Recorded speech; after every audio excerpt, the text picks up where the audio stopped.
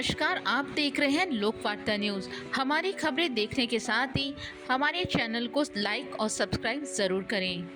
राजस्थान की भजनलाल सरकार के जल संसाधन मंत्री सुरेश रावत ने कांग्रेस सरकार पर गंभीर आरोप लगाए हैं। उन्होंने कहा कि कांग्रेस सरकार ने ईआरसीपी परियोजना के लिए जल संसाधन की संपत्तियों को बेचने का काम किया है। इसके विपरीत भजनलाल सरकार ने आते ही इस परियोजना को लागू करने के लिए विशेष प्रयास किए हैं। सुरेश रावत ने कहा कि भारत सरकार नदी जोड़ो परियोजना को राष्ट्रीय महत्व का मानती है, लेकिन ये बात कुछ लोगों को समझ नहीं आती है। इस मामले में प्रधानमंत्री नरेंद्र मोदी और मुख्यमंत्री भजनलाल शर्मा के बीच हस्ताक्षर हो चुके हैं और परियोजना का शिलान्यास भी कर दिया गया है।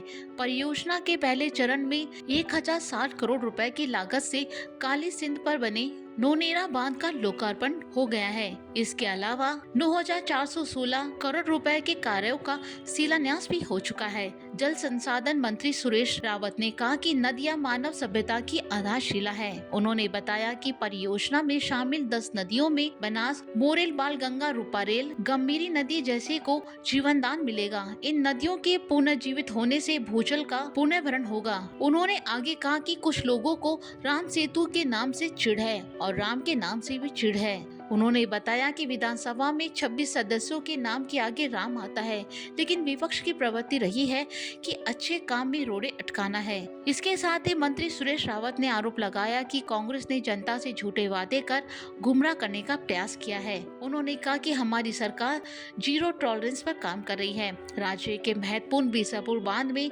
30 साल से गाद जमी हुई है, जिसे बांध की भराव क्षमता कम हो रही है।